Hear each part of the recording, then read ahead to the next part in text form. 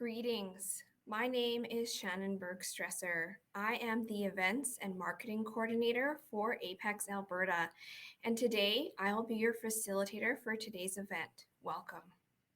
We welcome you to the Going Digital Workshop Series in partnership with Apex Alberta, Community Futures Chinook, and Community Futures Entre-Corp Business Development.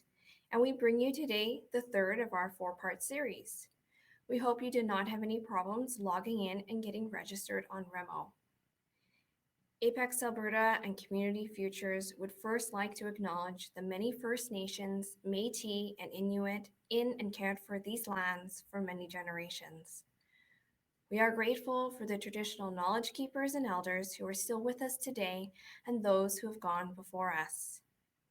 We acknowledge and honor that we are situated on traditional lands of Treaty 7 and Treaty 4 territories, traditional lands of the Siksika, Blackfoot Tribe, Kainai, and the Blood Tribe, Piikani, Pagan Tribe, Stoney, Nakota, Tsuut'ina, Sarsi, as well as the Cree, Sioux, and the Saulteaux bands of the Ojibwa people. We also honor and acknowledge that we are on the homelands of the Métis Nation of Alberta within Region 3 territory. Community Futures is a nonprofit organization that is dedicated to building an economically diverse future for the communities of our beautiful region. Whether you need assistance developing your business strategy, ongoing training to accelerate your growth, or financing up to $150,000, we are here to offer expert guidance and cheer you on every step of the way. Apex Alberta is a regional innovation network that supports the growth of innovative and technology-oriented businesses in Southeast Alberta. Apex is a collaborative initiative between three core service providers: Community Futures Entre-Corp Business Development, Medicine at College, and Alberta Innovates. To learn more on these supports we can offer you, please visit apexalberta.ca. Please note we are recording this session. To have general questions, please put them in the chat box to your right and questions for the speaker in the Q&A. We have an awesome speaker today, so let's get started. Our speaker today is Nigel Russell. Nigel is a policy analyst and Cybersecure Canada advisor. He is headquartered in Calgary, where he tracks market intelligence in the Northwest Territories and the Nunavut, while helping businesses navigate the federal cybersecurity ecosystem to direct stakeholder engagement. Nigel specializes in local business development, client-centered relationship building, and impact-based policy making to ensure stakeholders in Western Canada are best represented in federal policy making. Nigel previously held employment with the Conference Board of Canada as a research associate, an economist, and with the Public Health Agency of Canada as a policy analyst. He has a bachelor's in policy studies from Mount Royal University and a master's in public policy and administration from Carleton University. Nigel will be speaking today on how to improve your cybersecurity practices.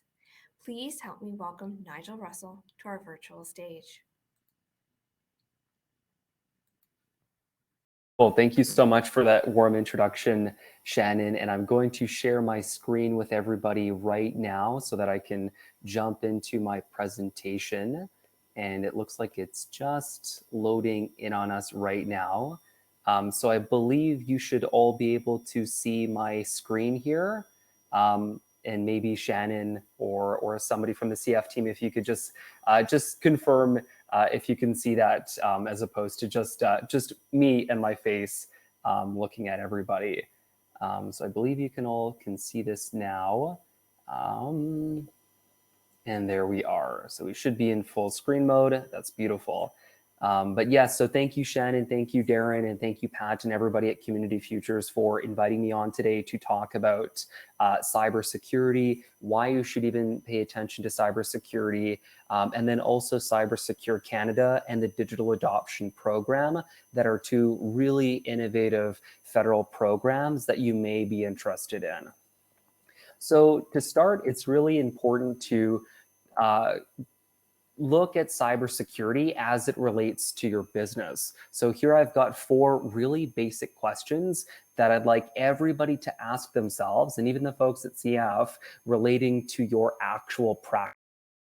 Okay, so this is an experiment in thought, and we'll return to this at the end of the presentation, and I'll provide everybody with some preliminary guidance or recommendations on how to best address these, right? So again, 4 very basic questions, but are you protected against cyber attacks? Why should you take cybersecurity more seriously? How can you specifically do that?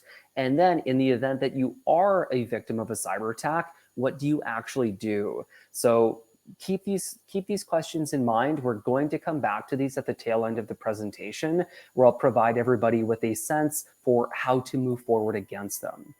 And moving into small businesses and cybersecurity, I mean, the fact of the matter is that small businesses actually matter most when talking about cybersecurity, because as you know, 98% of small businesses in Canada are classified as small businesses, and they employ about 18.8 or 19 million employees across the country.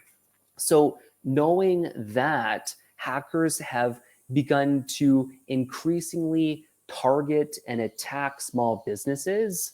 And over the pandemic, the latest data that we've reviewed is that about 61,000 small businesses since March 2020 have gone through a cyber attack. And there are 3 main reasons as to why that is.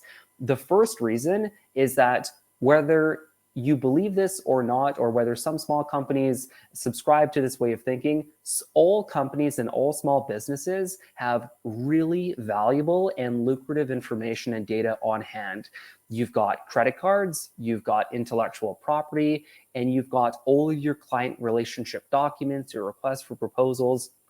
Everything can be sold on the dark web or within hacking institutions. So as you can see on screen there, credit cards can be sold for as little as 2 cents on the dark web. You can purchase somebody's entire identity for $30. So the logic here is that if you have 1 cent worth of valuable information on hand, you could be the victim of a cyber attacker, because all they want is to extract any dime, any dollar from you, to then liquidate that onto the dark web. The second factor is that small companies often belong to larger supply chains and value chains, right? And hackers maliciously know that if they target you or an association, they'll then gain access to your clients, your larger vendors, and some of your bigger companies that you're doing business with. So a really good example of this comes from 2014, where one of Target's smaller vendors was attacked, and the hacker attacked that organization to penetrate Target's systems, right? So it's really important to recognize that when you go through a cyber attack, it's not just you that it's affected, and it's not your long-term business continuity planning that gets shaked up. It's everyone in your network is then more likely to go through a cyber attack.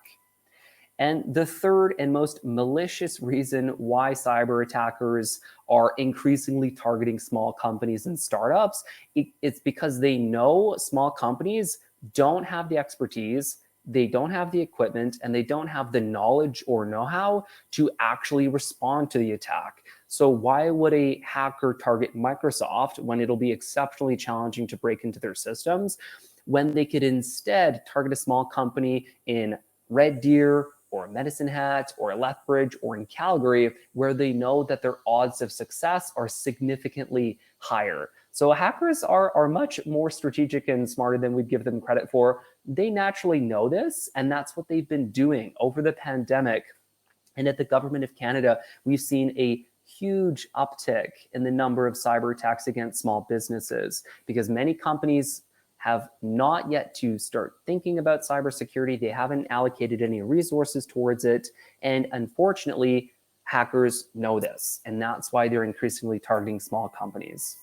So the 3 trends that we're currently watching within the ecosystem as it relates to you guys, as it relates to small businesses, startups, and not-for-profits, is hackers are becoming much more sophisticated with the way that they're launching attacks. It won't be a simple attack. It won't be a basic email that may feature a document that you'll click on and download malware.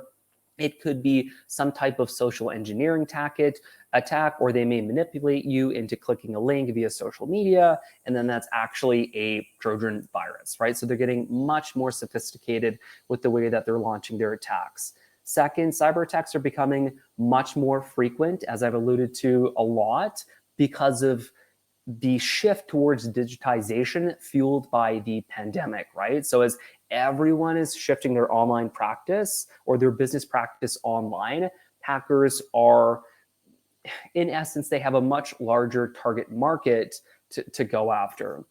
And then because everybody's gone digital, cyber attacks are becoming increasingly harmful to business continuity. So again, it's not just you that's going through the cyber attack or a cyber breach, it's everyone in your network, right? So all of the information, all of the data, all of the credit cards, they'll have access to that, and that will provide them with leads to other companies within your sphere of influence. So the threat assessment posed onto small businesses can look quite daunting. And I'll draw your attention to the right-hand side of your screen where you can see two very impactful statistics. And the first is that 60% of small businesses actually close after going through a cyber attack. And that's because they can't pay the average cost of a cyber attack, which is just left of that, which is about $50,000.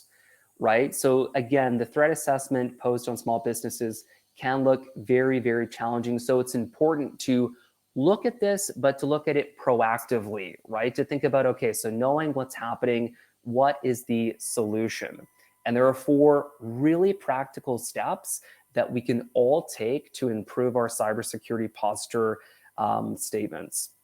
So the first step is start taking cybersecurity seriously, right? And that could be as simple as including it as an agenda item for an annual or a biannual or a quarterly meeting.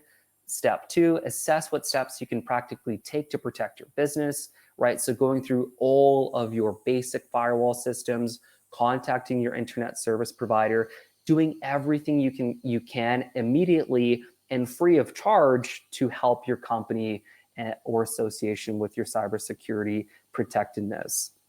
Then steps 3 and 4, explore more rigorous and comprehensive cybersecurity certifications when you have the time, when you have that operational bandwidth to invest some resources into that. And then leverage federal resources on cybersecurity, which we'll touch on momentarily, and federal funding packages that I'll touch on at the tail end of this presentation. So when talking about cybersecurity, it's also important to understand that there is a quantifiable or measurable returns on investment, right? Because oftentimes when we look at cybersecurity, it can be a little challenging to connect the dots, right? If I invest $10,000 into my cybersecurity protections, how does that actually benefit me today? And how does that benefit me over the next 3 to 5 years, right? So there are 4 really important returns on investment that you can quantify and help show your investors, your board, your teams, your executives that this is actually why it's a good idea, because it can help us save money in the long run if we invest into this very strategically. So the 4 key areas are reducing your business risk, gaining regulatory compliance, lowering your recurring costs and damages, and then meeting your business targets. And here I've included this slide that I will share with everyone following today's presentation to give you the tools needed to actually quantify returns on investment, right? So you can take some time, think about how much you should spend on cybersecurity given your appetite for risk. If you have a high appetite for risk, you may want to invest less into cybersecurity. But if you want to ensure that your odds of going into a cyber attack are very low, you may want to invest much more to prevent your company from going through an unfortunate cyber attack. And to give everybody some perspective on what other small companies are doing in the ecosystem, over the pandemic, business spending within the small business ecosystem has actually increased a lot. So small companies are spending about $6,700 per company on their cyber security, and 25% of small businesses in Canada have invested into cybersecurity insurance for additional protection. So thankfully, the ecosystem is moving in such a way that small businesses are now recognizing the need to start to think about cybersecurity and not to spend all of their time and money on it, but to spend some of their time.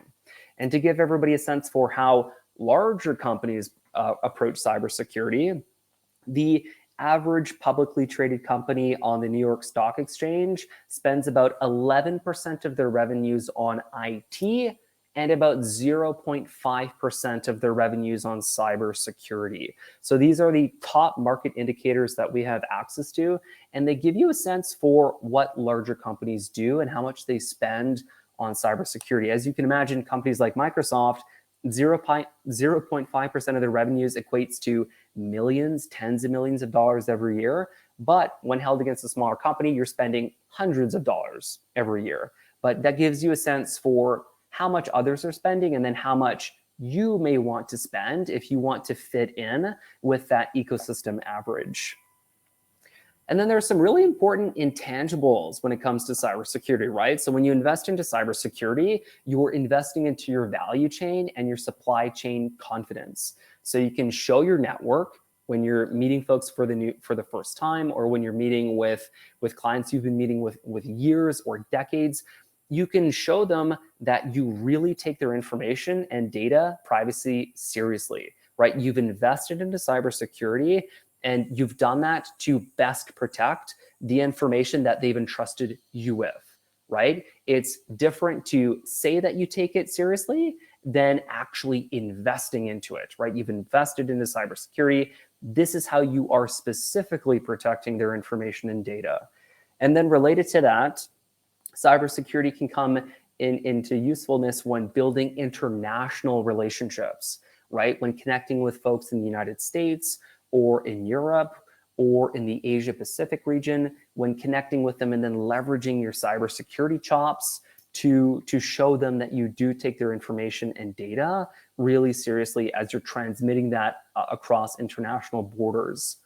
And then lastly, it's a really strong way to show that to show your clients again that you seriously value the information and data that you're working with, right? So it pays in dividends and in spades with respect to client relationship management and retention, right? Where you have that stamp of approval, where you've invested into cybersecurity and you can tell them why.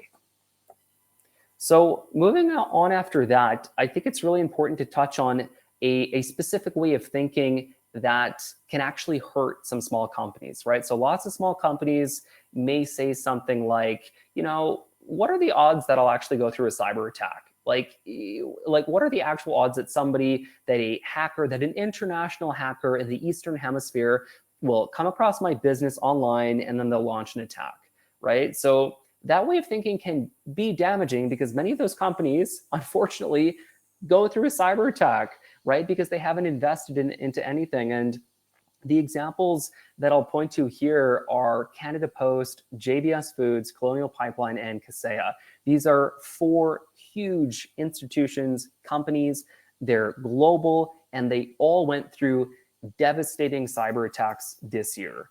If they were targeted, anyone can be targeted and breached. So it's really important to not subscribe to that logic and that way of thinking that you're too small to be attacked. It's actually the obverse. You're so small that you're more likely to be attacked because hackers know you don't have the expertise needed to respond to the attack. And then you've got that statistic, 60% of firms actually shut down, right? So it's really important to recognize that if it can happen to these guys, it can probably happen to us as well, unfortunately. So knowing all of that, it's really important naturally to be somewhat prepared, right? So making cybersecurity a business priority. How does it fit into your business's 3 and 5 year planning? Where does it fit in specifically to your IT expenditures?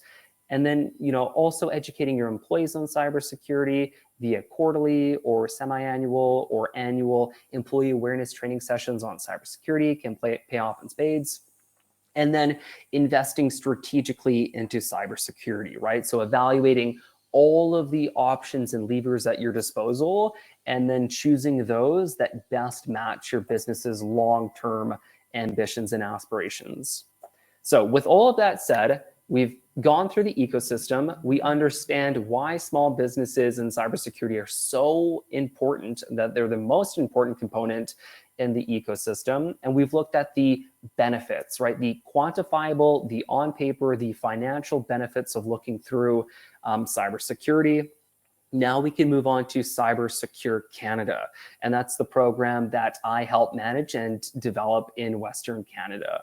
And the best way to look at this program, this Government of Canada program, is that it's a light touch cybersecurity certification designed specifically for small businesses and startups. So it features 13 technical areas that we'll get to in just a moment that all companies have to show they meet in order to get the certification. And importantly, it's been designed, it's been developed by experts at Innovation, Science and Economic Development Canada, the Standards Council of Canada, and the Canadian Centre for Cybersecurity, which in this case is the Canadian Security Intelligence Service, or CSIS. And it's currently supported by all three groups and departments. So you've got tons of expertise that has gone into developing this robust program.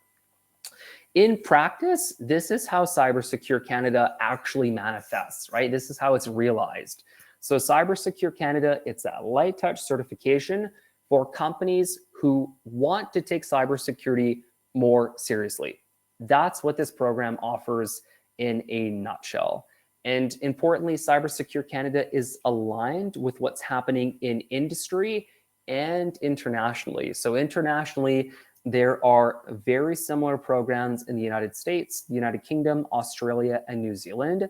Cybersecure Canada is Canada's equivalent to their national programs on cybersecurity. And in industry, there are 4 series of gold standards. Those are SOC 2, the ISO 27000 series, the NIST series, and the CMMC series. And my apologies, tons of acronyms.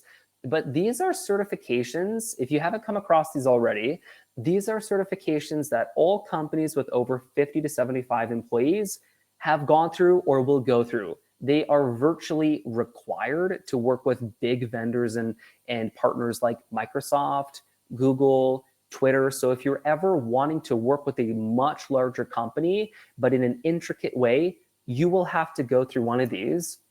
And investors and angel investors and some business incubators are now requiring companies to go through one of these audits, right? So your insurance company may come to you over the next 5 years and say, you're going to have to go through a SOC 2 audit because we've reevaluated the Canadian landscape and we want you to be safe.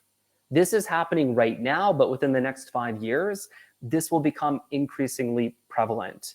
But these certifications can cost a lot of money, right? So going through a SOC 2 or an ISO series certification can cost anywhere between $50,000 to $75,000 or more, because you would typically hire a team from one of the big 4 or a cybersecurity consulting shop, and they would help you achieve compliance against one of these certificates. As you can imagine, that takes hundreds of hours to go through in billable consulting time. So those certifications are needed, but for much larger companies, as they mature and they begin to work with international partners. So bringing it back to Cybersecure Canada, we are essentially chapter 1. We don't provide the comprehensiveness as a SOC 2 or ISO 27002 audit, but we are the first step towards a manageable cybersecurity pathway and trajectory, so that you're not investing $50,000 into a cybersecurity audit that you may not know fully what you're getting yourself into. So the program's goals, if I haven't articulated these already, we're really here to raise awareness and education about cybersecurity and to increase confidence in the digital economy, right? So improving your networks, your supply chains, all of that's confidence into your business and your way of doing business. And so Cybersecure Canada, it's very cost effective, which I'll touch on in just a moment. It's got a low implementation burden, and importantly, it's accessible by non-technical specialists. So you don't have to be a cybersecurity expert to go through our program. So here in practice, this is how you would get certified, or how a company gets certified. So there are 3 phases, and everything under phase 1 is completely free. So I would highly recommend companies to go through this. So step 1, we've got an online self-assessment. It's completely free. Anybody can go through it, and you'll essentially be given a score for where you are against our compliance standards. So after going through that, you may get a score of 10 out of 13, 8 out of 13, or 1 out of 13, right? So you'll provide information relating to your cybersecurity protectedness, and then you'll connect with one of our auditors in steps 2 and 3, where they will connect with you to provide you with that initial consultation to tell you what you specifically need to do in order to get certified. So everything under phase 1 is completely free. For companies who want to move forward with the certification, they can then go on to phases 2 and 3, where they'll have to show their compliance in all 13 areas of compliance to then get certified. And if companies do want to get certified, there is a cost involved that ranges between $2,000 and $5,000. That payment is payable only to our auditors, our certification bodies. Very federal language, but those are our auditors in this experience, where you will pay $2,000 to $5,000 in order to get the certification. And again, those other certifications that we just spoke to cost anywhere between $50,000 and $75,000. So the pricing behind this reflects what you're getting. You're getting Chapter 1, Step 1. It's an accessible entry point where you're not investing all of your eggs into cybersecurity at one point in time. So I've alluded to these a few times, but here are the program's requirements. So if you want to go through Cybersecure Canada, you have to show you meet all of these areas. So some of them are very quantitative, while others are more qualitative. And 2 of the really important areas of compliance here are employee awareness training and having corporate password policies. So they're very qualitative in nature, but everything here would be needed and required in order to achieve the Cybersecure Canada certification. So knowing all of that, naturally, it's really important to ask, okay, so that's what the program is, but what is the actual value proposition supporting and underpinning this program? And there are 3 really key value propositions that I'd like to share. The first one is that Cybersecure Canada is the only federally approved and designed cybersecurity certification in Canada. 2, it's one of the best options for a first step into cybersecurity for non-technical specialists, where you're not spending more than 5 figures onto cybersecurity at any one point in time. And 3, and as we've discussed, you could use Cybersecure Canada for very strategic business development and partnership development activities, should you choose to. So coming full circle, I did promise everybody that we'd come back to these questions, and here we are. So is your company protected against cyber threats? Step 1, go through our online self-assessment. It's completely free, and you'll gain more perspective and a better understanding for where your business is occupying on your cyber protectedness against our areas of compliance. So again, you'll be awarded with a score out of 13, and you'll connect automatically with one of our auditors or certification bodies for a comprehensive conversation on cybersecurity. 2, why should I take cybersecurity more seriously? Hopefully at this point, you've come to the realization that it probably pays to think about cybersecurity, and that it is a strategic investment. So it's not something you need to spend money on, and it's something you need to spend money on wisely, tactically, and strategically to extract every dollar that you're spending on it. And then how can you show your clients and network that you take cybersecurity more seriously? By investing into cybersecurity. And that could be investing into it free of charge, right? Hosting employee awareness training sessions, talking about programs like Cybersecure Canada, having a board meeting where cybersecurity is featured as an agenda item, where you can talk about what you're doing as a company or as an executive to prevent your company from going through a cyber attack because you care about the information and data that you're working with on a daily basis. And then what do you do if you're unfortunately the victim of a cyber attack? The best approach to that is to contact our experts at the RCMP Anti-Fraud Center, who are available 24 hours a day, and they will walk you through, they will delineate the steps needed to best respond to that attack. So contacting your local authorities and the RCMP Anti-Fraud Center, who house those experts, is certainly the best option at your disposal. So the top takeaways from today, or if I were leaving today's presentation, the 4 really important takeaways that I would want you to take away from this are that be mindful about cybercrime. It's happening right now, and it's happening a lot more frequently to small businesses than you would imagine. So having it on the back of your mind can be really helpful. Think tactically about cybersecurity, right? How can you invest into cybersecurity freely and then also monetarily over the next year, over the next 5 years? Relatedly, assess your IT expenditures on cybersecurity. You're already investing some money into IT. What percentage or what proportion of that is being allocated towards cybersecurity? And then 4, you can leverage federal expertise and funding on cybersecurity if you need it. So there are funding packages available for this program through the National Research Council and through Prairie's CAN, which used to be Western Diversification. They recently changed their name. But there is funding available for this program should anyone be interested. I'd be more than happy to connect you with the right set of people to help initiate those discussions and conversations to get you into this pilot program where the National Research Council will fund you and will help you improve your cybersecurity. So please take me up on my offer if you're interested in that. So moving on, following Cybersecure Canada, we're now going to talk about the Digital Adoption Program. So this is a relatively new program. It was announced in Budget 2021 with a budget of $1.4 billion.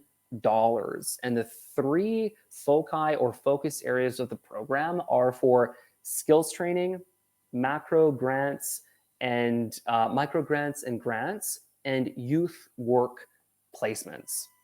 So there are 2 streams under the Digital Adoption Program, and the first one is fairly ambitious. The team wants to get 90,000 companies through the pipeline over a 5 fiscal year period, where I said we'll be providing micro grants of up to $2,400, and will provide companies with access to a network of youth digital advisors.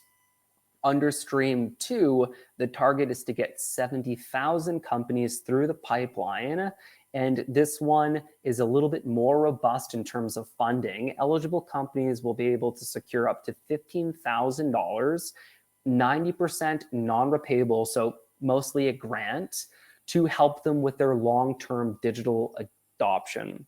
For companies that want to take it to the next level, if they can secure that $15,000, you'll also be able to secure a $100,000 zero interest loan from the Business Development Bank of Canada, again, for your digital adoption over the long run.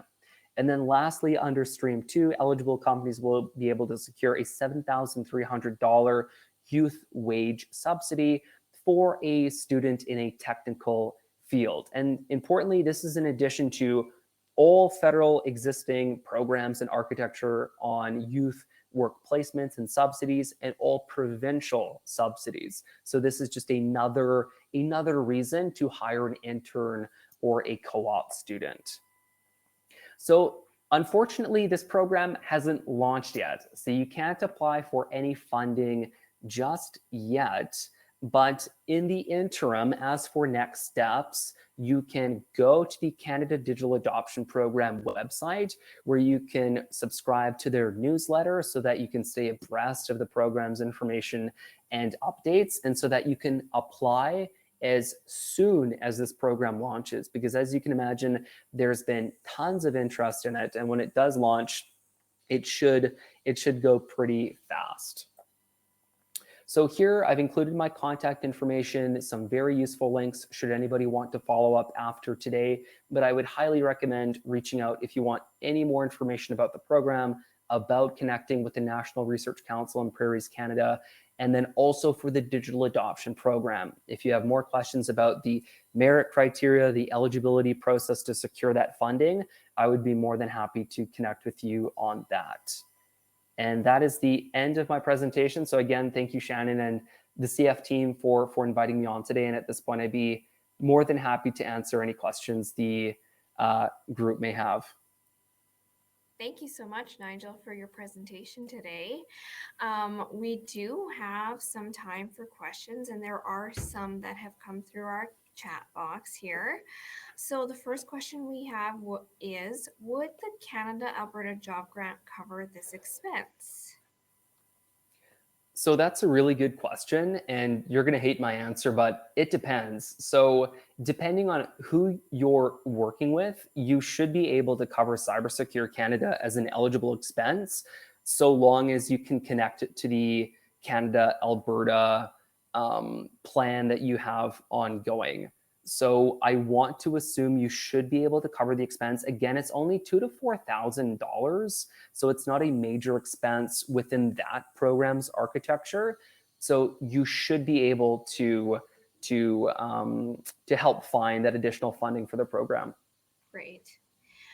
So our second question today is, can you give some best practices for distributing software online and how to help protect your investment in digital assets? So that's a really good question, and it's really topical because our team at Cybersecure Canada, we're actually launching online e-learning modules. We're going to launch 14. One of them will be a very high level learning module, and then 13 relating to all areas of compliance within the program. So in total, we'll be launching about 15 hours worth of free content that you'll be able to parse through and go through, that will specifically delineate the steps needed to achieve compliance against Cybersecure Canada and to provide you with the toolkit to, as you've so beautifully articulated, protect your investments in digital assets. So I would strongly recommend staying up to date on the Cybersecure Canada website. We have a newsletter, so I would highly recommend looking into that. And I will certainly follow up with Shannon and team to provide them with those tools as well. But I would strongly recommend looking into that because our technical experts have developed those online e-learning modules to provide folks like you with everything you would ever need, right? So you won't have to contact KPMG to charge you $50,000 to $75,000 to invest in your cybersecurity. You'll be able to reference those tools. Great. There are also tools on offer by the Canadian Centre for Cybersecurity that you can look into that can specifically help you with that. So hopefully that answers your question, Benjamin. I didn't mean to side skirt it, but there's tons of good stuff coming for that. Perfect. We will make sure to give them the website link so that they can access that newsletter. And so our next question is here, I think that was our last question. So does anyone else, any of our participants have any more questions for Nigel for now?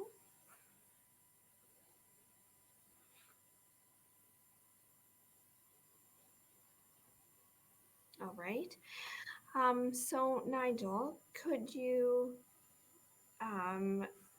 provide any additional information for the digital adoption program?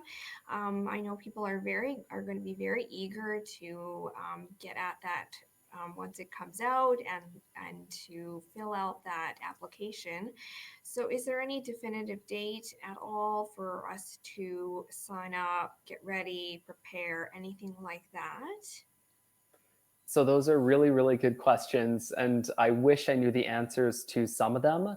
The program is more than likely launching in January or February of next year, so within the next few months.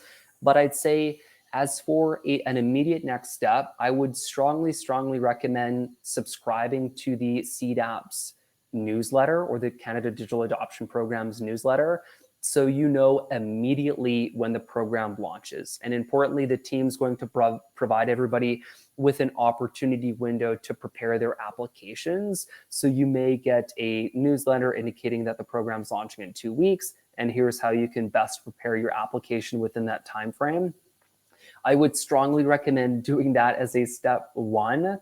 And I say that because I'm sure some of you have come across the Digital Manitoba initiative that recently launched. And in Manitoba, the provincial government allocated $5 million for very similar purposes. There were conversations involving the federal government to provide, to ensure there was some level of synergy with those two programs.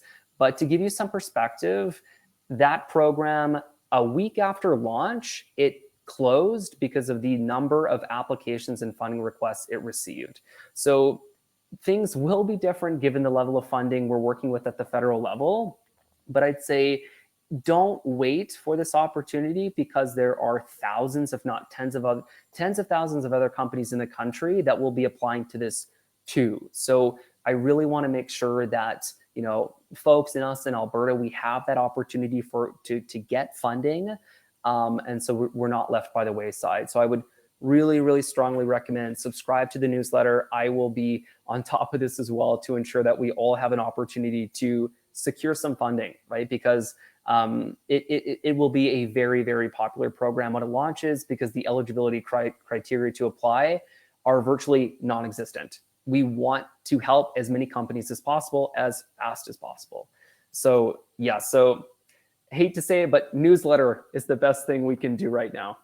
Great. We'll make sure to provide that web link for our participants. Thank you again, Nigel, for being our speaker for today and talking on the Digital Adoption Program and Cybersecure Canada. And we thank all of our participants today for joining us for our third of our four-part series. Next week is our fourth session, and if you haven't signed up already, please visit our Eventbrite page. We do have some time to network today, so please stick around when we move into the network platform. Nigel will be at table one. If you have any additional questions, or if you want to speak to him further, feel free to jump around the network platform. If you want to go to a different table, please feel free to double click on another table and you can move around the platform. We will now be entering the network platform feature and moving out of present mode. Thank you everyone for attending today.